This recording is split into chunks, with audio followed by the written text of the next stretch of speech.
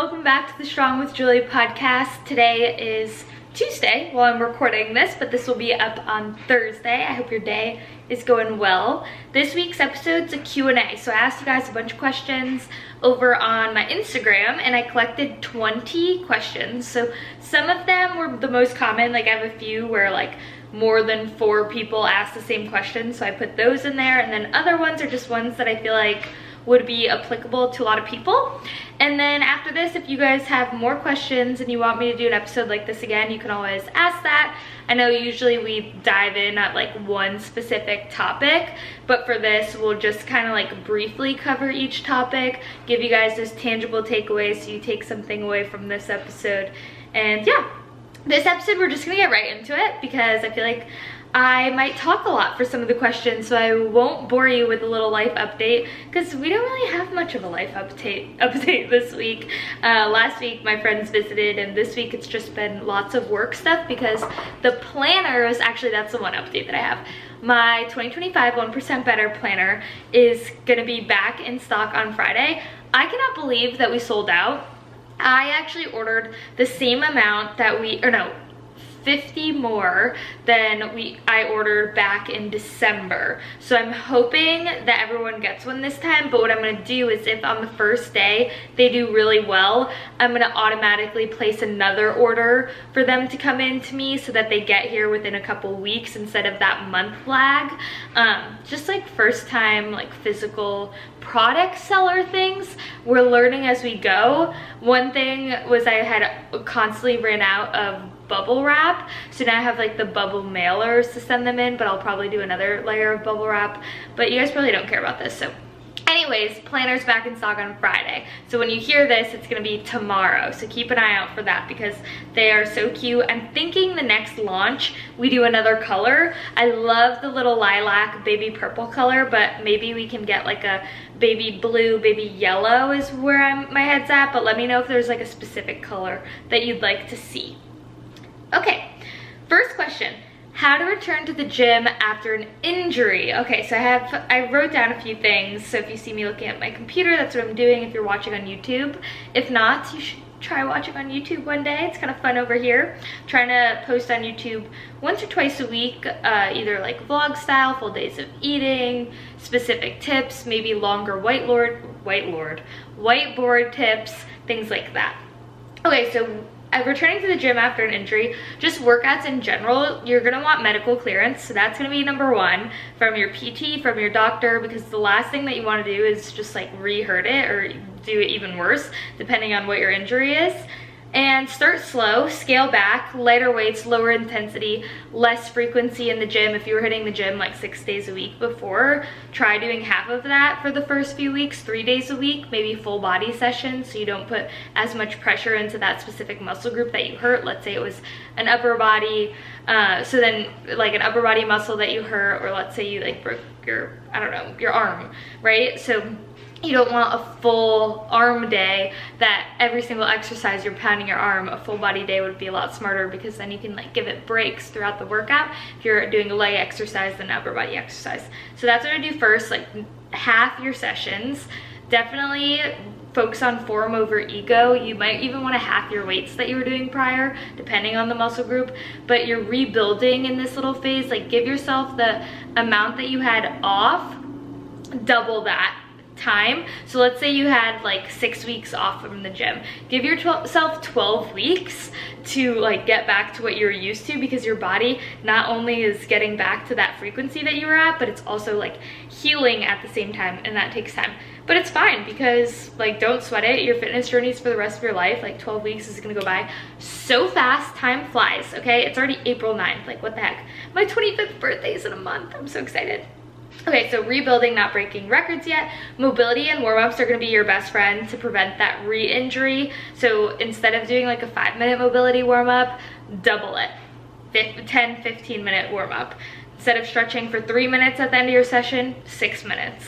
So, you know, you can kind of write down what these numbers were prior for you, guesstimate them, and now just be like, what gets measured gets managed. So now I would actually record the times that you're doing it.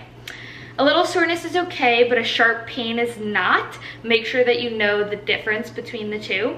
And yeah, if you used to do a lot of like compound movements, isolations and accessories might be better for right now, depending again where the injury is. Is it your back? Did you injure your back? You might not want to jump right back into super heavy deadlifts. Maybe doing things like lat pull down to gain your strength back would be smarter. Okay, next question. How to navigate a relationship with different health goals. I have lots of tips on this. Brett and I actually have a full podcast together on this. It was from a few years ago. Maybe we have to do an updated one because I feel like getting the male's perspective is good, but here are the things that I wrote down. So avoiding pushing or preaching it to one another, you know, that, take it from me because I am a coach. I have to catch myself sometimes talking to Brett, like he'll come home from work and I'll be like, are you gonna go to the gym? Like in that nasty tone, and I have to catch myself and be like, oh, don't do that to him. Like that causes resentment, that pushes him further away from potentially working out. That is not good. Even not including Brett, like with my parents, pushing them instead of like including them or like doing it. Like there's a real good difference between pushing someone and being annoying and like inviting them, okay? And we'll get into that, but respect each other's pace too and phase of life. So this is a big one that I kind of want to talk about. If you are new in your relationship and let's say you're just like dating or you're dating around, and a very important part of your life is health and fitness and taking care of yourself. And the person that you're going out with, like you love their personality, they're so much fun, but like you take a deeper look and you get deeper into them and you're having like deeper, oh my goodness guys, I'm sorry, it's at the end of the day so I might say some weird words, and I always blame it at the fact that English is my second language. Don't forget that. I grew up speaking Portuguese and then I learned English because I went to preschool in Brazil. So if I ever say weird things, I blame it on that. But anyways, you have deeper conversations with them, and as you have deeper conversations with them, you realize like that is not one of their values. If it's a very important value to you, that's your time to get the F out of there and go date someone else, okay? So the beginning of your relationship, the reason I say that is because this is their time to be showing off to you. So if right now they're not even like showing off anything and like showing their best side, the best sides of themselves, and they're just like treating themselves, their bodies, their lifestyle like crap, just like drinking a lot, things like that, and that's not something that you want, it will only get worse, in my opinion. But you never know. Hey, you know, some people I talk to, they're like, their significant other was like that, and then maybe they taught them. But I'm just saying from my experience, like I wouldn't want to waste my time. Like time is very valuable to me. When I first met Brett, like he was very into fitness, very into the gym. We would like go to gym on dates and things like that. But the reason that I'm saying respect each other's pace and phase of life is because right now he's grinding his little butt off. Big butt, he got big butt. He's grinding his butt off at work. Like the man leaves work at 6:30 in the morning and comes home very late. Like he is grinding, but he's doing that for our future life, our future family. We're trying to get a house right now, and he cannot go to the gym as much as he was going before. That's why I can't be like a naggy person and a naggy significant other, and I stop myself from doing that because he works really hard and I'm so proud of him. And like, why am I gonna cry right now? Okay, I need chill. We're not crying. This is a fitness Q&A. We're not crying. But anyways, so I respect that, and I know that he's working really hard to get to a place where like he doesn't have to work those super long hours. And I know like once he gets there that this is something that he really values and he wants to. Like he tells me, he's like, I want to go to the gym right now, I'm just exhausted. So what I do as his significant other is I make him a healthy dinner every single night he can come home to. When we're watching TV, I have the walking pad out, we'll like take turns. Like when I go on it, maybe like he'll go on it. So I do little things like that to help him out. But I know in this phase of life, like it's not realistic for him to be able to go to the gym 5-6 times a week. Like it looks more like 2 to 3 times per week, but I'm not naggy to him about that. Okay, so that's one way to view different health goals, okay? Next is create healthy habits together. So one thing that we do is we try only to go out to eat like 1 time a week, and then when we do go out, we always take leftovers. We don't like stuff our face. We don't have like eating competitions. We don't make mukbangs or whatever the kids do nowadays. We go on lots of walks together. We go to the PARK with Gus. He's looking right at me. yeah, so we definitely have healthy habits that we do together, and like we'll have dates that don't always revolve around food. Like last night we were talking about going to a trampoline park together. Like we do fun things like that, bowling, movies, things like that. Communicate your why. So if you're with someone and you're really seeing them kind of like go downhill on their health, like sit and talk to them and talk about yourself. You know, like be like, this is why I'm doing this. This is where my head's at. Like I've been unhealthy all this time and this is like my goals. And ask them to support you. Don't ask them to change themselves. Just ask for that support. And if they love you, they will give that to you. But you have to communicate it in that way. You can't be like, because I'm doing this, you have to do this with me. No, be like, okay, my goal is to hit the gym 3 times a week, or I really want to stop nighttime snacking. So when you go get your nighttime snack, can you please not ask me for a snack? A few months down the line, they might be like, oh, she has the willpower to not have those nightly snacks. I'm gonna not have those nightly snacks. Like you never know, it rubs off for sure. Okay. Celebrate both progress, celebrate all kinds of progress together. That's a big one. Like share your wins, share your goals. Like you guys are a partnership, like you're doing this life together. Be there to, like when Brett has a win, like I want to be his loudest cheerleader. Like or if Brett like has a loss or like something happens or like a bad work day, I don't know what it is. It's just love, I guess. We're getting really sappy. I want to beat that person up if they do something like mean at work or anything like that. And that's just how it is. And that's how it could be with your fitness goals too. Like if his goal is to lose like 10 pounds last year when we went to Punta Cana, I think it was, like he had a goal to like tighten up and get from like 205 to like 190, and he did it. Like I cheered him on. And I didn't say let's celebrate with like a big meal and a mukbang. Anyways, how to adjust your plan if equipment is always in use that you need at the gym. Okay, what I would do is always have a plan B and be ready if you know that your gym is crazy. Not ideal, but you gotta do what you gotta do. So plan B, I'm saying like, okay, if you're doing a leg day and you have a hip thrust, a squat, a leg press, a leg extension, all of those movements, you can find different alternatives with dumbbells. And you can also be flexible with the order. So what I like to do is start at the Stairmaster. Let's say you have to go to the gym at a very busy time. Number one, you could look at different gyms. Like here in Franklin, if you go to Lifetime at 9 a.m., you're not gonna get on any equipment. And I know that, so I don't do that. I don't even go to Lifetime, but you know, when I did. So know the peak times. You can call and ask when the peak times are. But if you just have to go at the peak time, go on the Stairmaster, scout everything out, okay? And make a game plan. Okay, that's open, beeline over there. Even though it's not your hip thrust or squat that was gonna be first, let's say it's leg extension, just do it, okay? Like I'm always one to say compounds first, but that's way better than you sitting there waiting for someone for half an hour, then having a super crappy workout, like you're upset, you're annoyed. Like don't let yourself get annoyed. You can only control your reaction to something. If everything else is taken, your reaction of having that plan B, having a backup plan, pivoting on the flexibility of the order of your workouts is gonna be really important. And the next thing is gonna be educating yourself on what exercises work what muscle group, because if you know that squats work your quads, you're doing quad dominant squats, then you know hack squat is a good alternative for that. Smith machine sissy squats are a good, not sissy squats, Smith machine squats where your legs are narrow. I can't even think of the name, whatever. Leg extensions hit your quads. So you know what alternatives to do because you know what muscle group you're hitting. Or let's say you're doing lat pull downs. You know that if you do pull-ups or if you do like Superman pull downs to the band, you're hitting similar muscle groups. So make sure that you're educated in this. I actually have, do I have a resource on that? Maybe a resource on that would be really good. I think I do. I don't know. I'll check after this and I'll let you guys know in the show notes. But next is focus on intent, not equipment. So train with purpose. Make sure that whatever you're doing, even if you were supposed to do a squat but you're doing a leg extension first, like go to form failure, really light up your quads and just think of it as like, okay, I couldn't do my compound first, but I'm doing this isolation exercise.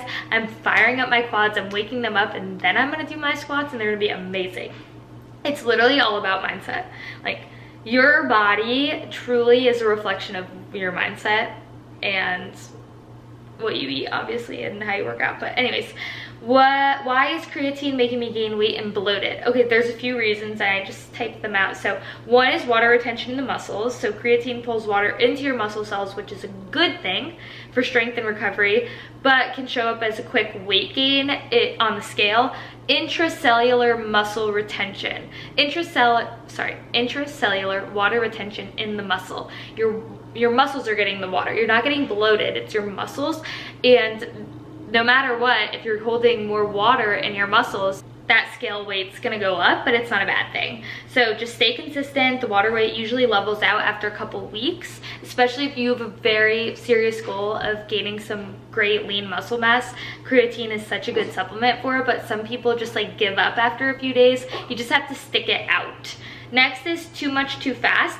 So you may have done the loading phase where you do 20 grams instead of 5 grams per day. You don't want to do that. You just want to stick to the 5. You can even do like 3 at first to like really ease yourself into it.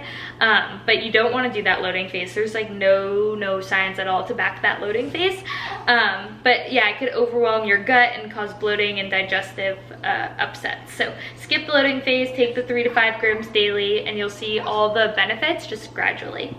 Next is not drinking enough water. So creatine needs extra hydration to work properly. Without enough water, you might feel puffy or dehydrated. That's why I always tell my clients, if they're taking creatine, their water becomes a non-negotiable. It should be a non-negotiable anyways, but 80 to 100 ounces, 3 to 4 liters is essential, especially if you're like someone active or if you're a sweater, really need that extra water. And don't forget, water and salt is hydration, okay? You need those electrolytes to cause hydration. So especially if you're eating from home too, a lot of my clients get dehydrated because they're not salting their meals, because we're taught that salt is not good for us. But it's really when it's over salted at the restaurants and all those processed foods, like they pump it of salt. But if you're transitioning from eating out a lot to eating home, working out, sweating, you're gonna get dehydrated even if you're drinking a bunch of water, because look how much sodium you've lost. So make sure, I do about 3 to 4 salt grinds per meal. That it applies. You might have a poor quality creatine. So some creatines have fillers, sweeteners, or other additives that can cause bloating. I love the Bone Marrow Nutrition one. You guys know I've been working with them for a little while now.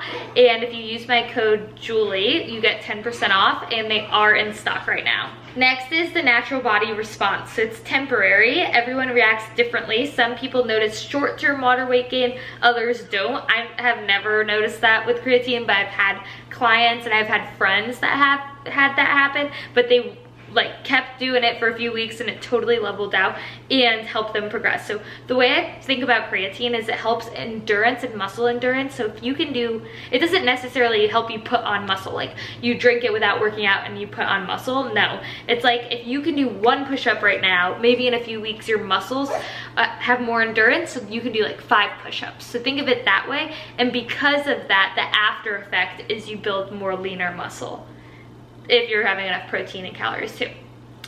Okay, next question. How do you adjust macros or calories when you hit a fat loss plateau? I wrote a few things down. You could slightly reduce calories, 100 to 200 calories. You don't want to completely slash it too hard. And I would take those calories from your carbs and fats. I would leave protein where it is. You could reassess your protein intake. Are you eating enough protein? You could heighten that a little bit. It could definitely help with that progress and that have that scale budge. Tighten up tracking, that's a big one. Double check portion sizes, sneaky bites, or untracked extras. If you're tracking in something like MyFitnessPal or Chronometer, it might be good to just like review some of your logs, because I have typed things in before, like Dave Killer's bread. I typed that in the thin sliced bread, and then I looked at it because it looked a little weird to me, and the calories were on there, but all the macros said 0. So when I tracked it, it was deleting from my calories, but it wasn't adding to any of my macros. So technically, if I was having 2 slices of that, I was going over my calories by 200 every day, because I look at my macros, not my calories. So double check that, because other people, humans, there's human error a lot. They input those macros. So if you're using someone else's food input, they could have put the macros in wrong. So I would definitely just like look at that real quick and make sure that that's right. untracked extras. A stall often comes from tracking inconsistencies more than actual metabolic plateaus. Sauces, are you eating out too much? Just all those things like that, like little bites here and there. Are you going to the store every single day and getting free samples and not tracking them? I've done that before. So yeah, that's what you want to look at in a deficit. It's super important to just tighten it up. Increase NEAT, your non-exercise activity thermogenesis, which is your steps. So maybe you're hitting like 7,000 right now, you can hit like 10,000. Adjust training intensity. You might want to add more cardio sessions if you're doing everything perfect and you don't want to lower calories anymore. I would do low intensity steady state cardio too, not HIIT, just because you don't want your hunger to spike. HIIT can make your hunger spike, so that's things like sprints. So doing things like slow jogging, ellipticals, Stairmaster, where you can hold a breathy conversation. You can also do that, the heart rate test. So to find your max heart rate, 60 to 70% of that is your list. Be honest about consistency. Like, are you actually giving A+ effort and expecting A+ results, or are you giving like a B- effort and expecting A+ results? So you gotta ask yourself that. Next is how long you should stay in a deficit. 14 to 16 weeks, roughly, if you're like perfectly on track. If you've like taken a bunch of diet breaks and like you go off track a lot and it's not perfectly consistent, you can keep going because your metabolism isn't gonna adapt to those lower calories. A well-executed 12-week deficit with consistency beats 6 months of like a slow crawl with like yo-yo dieting.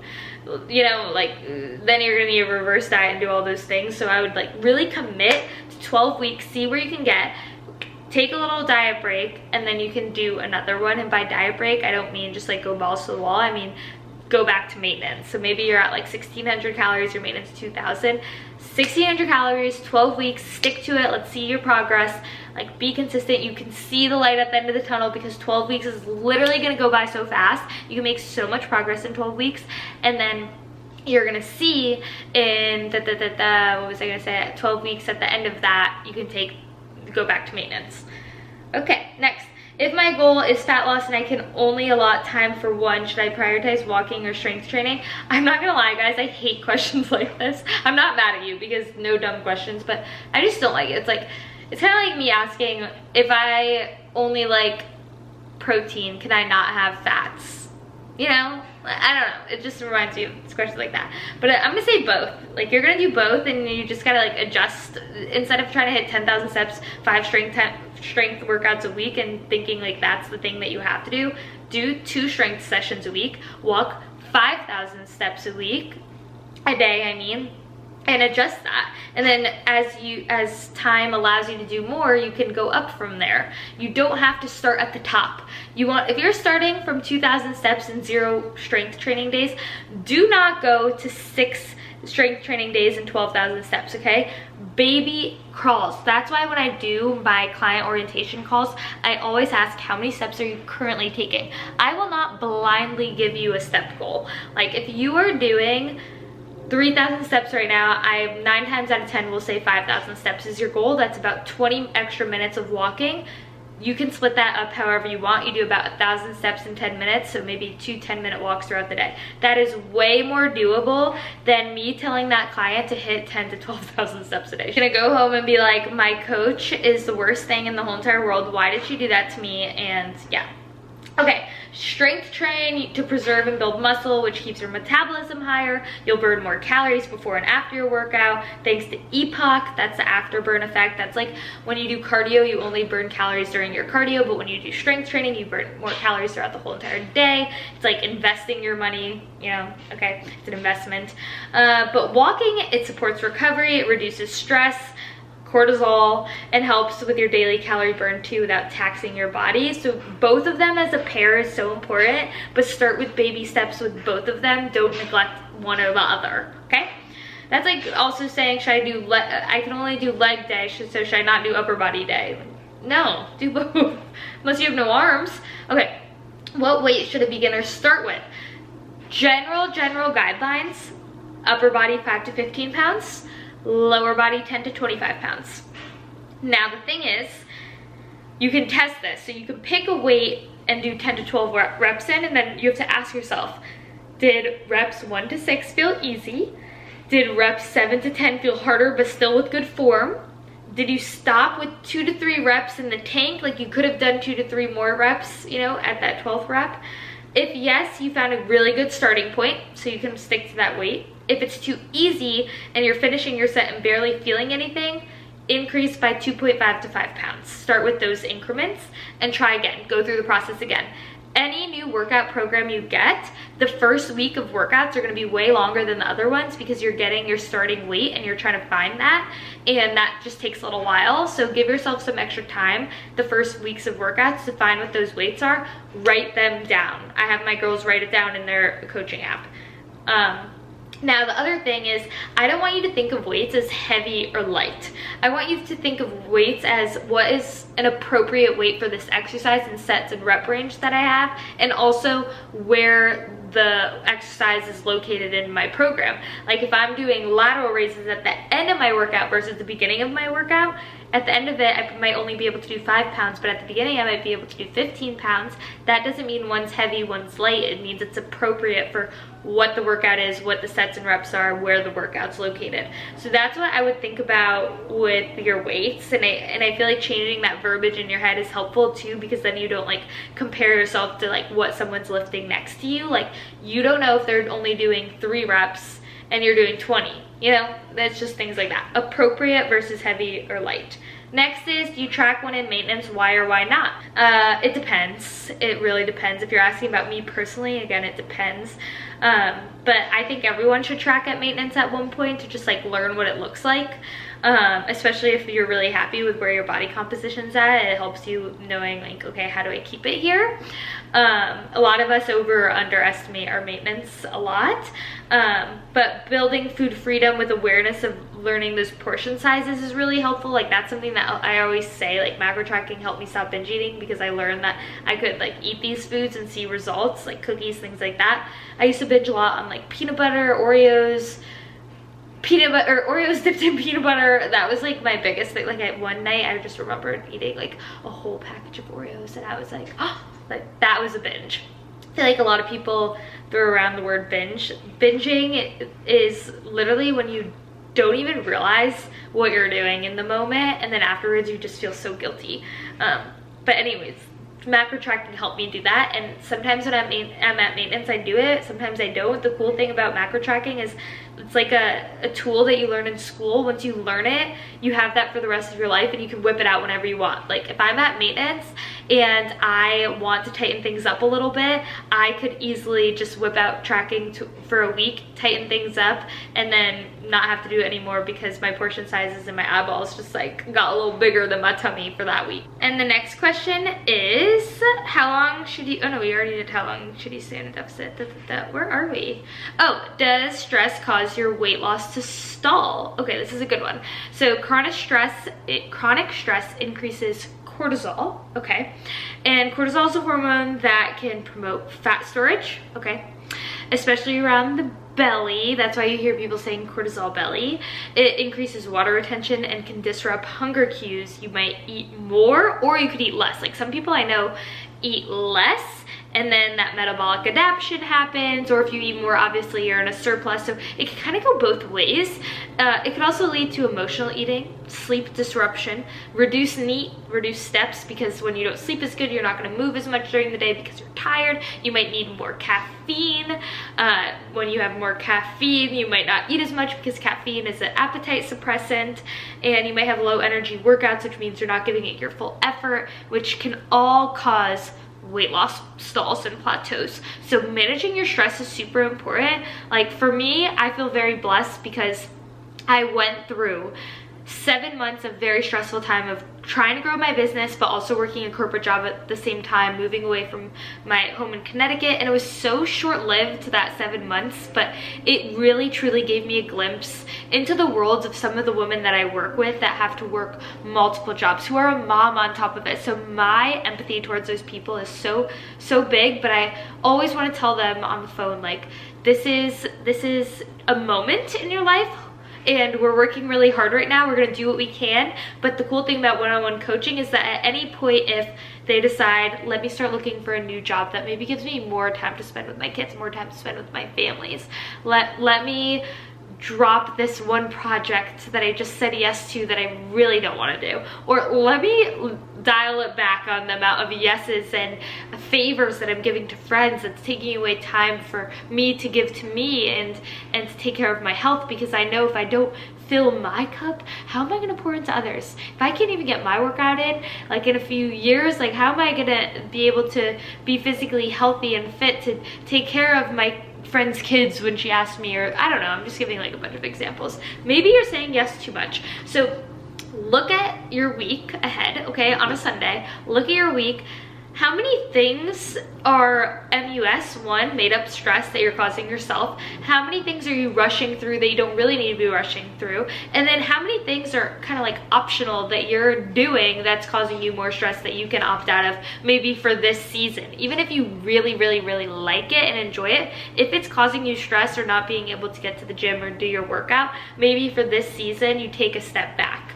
So that's another thing. That's like me with my walking clubs. I'm very careful of who I say yes to for different partnership opportunities and things like that, because me and Madison are the only ones running it. She's running her coaching business, I'm running mine. Like, we're busy gals, and I always say, like, let's stick to our format right now in the phase that we're in, because I'm still, like, even though I am 5 years into coaching, I still feel like my job is a startup still, and I treat it as that, and that's my main priority, and different fun things sometimes I have to take a back seat because my clients are my priority. My social media is my priority. That's how I get clients. So other things sometimes I have to take a back seat, even though I want to excel in them. But I'm aware that if I keep saying yes to things, I will get overwhelmed. So self-awareness is key. Next up, binge eating recovery tips and what phase to be in coming out of an eating disorder. Okay, this one I don't want to talk too much about just because I have two very long in-depth podcasts on this, and I feel like just briefly touching on an eating disorder doesn't speak my truth. So definitely go check those out, but I'm gonna real quick go through some of the tips. But just know I'm not brushing over this at all, but I really recommend listening to those, or reaching out to me personally on my email or DMs. Professional help is obviously number one. Number two is mindful eating over tracking or doing things like that. Now I'm in a special case where I cannot relate to everyone with the eating disorder, where the thing that helped me out of that, like I said earlier, was macro tracking and learning that I can have the foods that I've been restricting for so long. But if it's, I don't know, I don't want to tell you what to do. Seek professional help. Regular meals and snacks is definitely going to be important. Managing stress without food, if that's one of your coping mechanisms, is to binge on food when you're stressed. Finding different things, journaling about different things that you can do when you do feel that stress coming on. One thing for me is calling my mom. She always answers the phone. My mom always answers the phone, and I can talk to her about anything, so I just talk to her, and that helps me manage my stress. And I double it sometimes. I call her while I'm on a walk outside if it's nice out. Build positive body image. Unfollow people that don't make you feel so good about yourself. You could also silence them if you feel bad about unfollowing, but yeah, like, you protect your peace, girl. Next, should you focus on building muscle or losing fat first? In my opinion, losing fat first. Get to a comfortable body fat percentage before you start building, or do a recomp at maintenance. I wouldn't go straight into a building phase if you're not comfortable where your body fat percentage is. That's something where I'm seeing a lot now. It's like the girls on TikTok, they're like, I'm choosing abs instead of ass this summer. Like, that's a really easy way to say, like, go to that comfortable body fat comfortable body fat percentage prior to going into a building phase. Any downsides to splitting my workouts in half between morning and evening? I wouldn't do that because you're not going to get that max intensity. I would shorten workouts. If you're trying to fit like 2 30-minute sessions, I'd just do like one killer 30-minute session in the morning, like your strength session, and then walk for 30 minutes at night if you do have those 2 30-minute options. Yeah, so that's what I would do. Or like cardio at night. But I would try to lift in the morning. Like, I find that I get most of my endorphins, and it really sets me up for a good day when I like get my lift done in the morning. Can you build muscle combining strength training and HIIT? Yes. Yeah, I feel like I talk down on HIIT a lot, but that's because most of my clients are trying to lose fat, and when you're trying to lose fat in a deficit, HIIT isn't the best option for that specifically. Does more sweat equal better workout? No. Some workouts I don't even sweat, but I am very sore afterwards. If I hit my protein goal, it doesn't matter how much fat and carbs I eat. Is that true? Kind of. one thing about that is you want to keep an eye on it. If you're like eating 100 grams of fat and like no carbs, you don't want that. Like if it's a 50-25 split, maybe it's okay. It depends on the body. Like I have to see your numbers honestly, so maybe DM me for that one, but try not to go under 40 grams of fat and try not to go under like 140 grams of carbs is what I would say, depending on the person again. Green and red flags and online coaches. I like this one. I feel like one thing that I changed about my coaching is I do calls with my clients now. I can't do calls all the time because I don't have the capacity to do that all the time, but like being able to talk to your coach and like ask questions I think is really important. So if a coach doesn't have that, I don't think that's really good. If they immediately put you on anything lower than 1400 calories, I'd definitely question it. If they're having you work out more than an hour every single day and you don't have the time for it and they won't change it, I would not like that. What else? If they're not open to like having a collaborative conversation with you about your goals, like yes, they can come from the point of authority, but you have to know like it's personal, and then training, you have to have that personal connection with them and be able to talk things out and like do gradual steps instead of just diving head first, because a lot of them just want a quick buck from your quick transformation post. Like that's not what I want. I want lifetime results. I know I can get you a quick transformation if I slash your calories. I'm just not going to do that. When to start dieting after having a baby, it depends. If you're breastfeeding, you don't want to drop your calories into a deficit if you're breastfeeding, because then you're going to lose your supply. So you can DM me about that one. But those are all the questions from today. My camera's running out of battery, so I'm kind of rushing, but I hope you guys enjoyed this episode. If you would like another Q&A, let me know on my Strong with Julie Instagram page. I post some clips on there. And definitely like, subscribe, do all the things, because it helps me out. It lets me know that you guys are actually getting useful information from these and I should keep making them.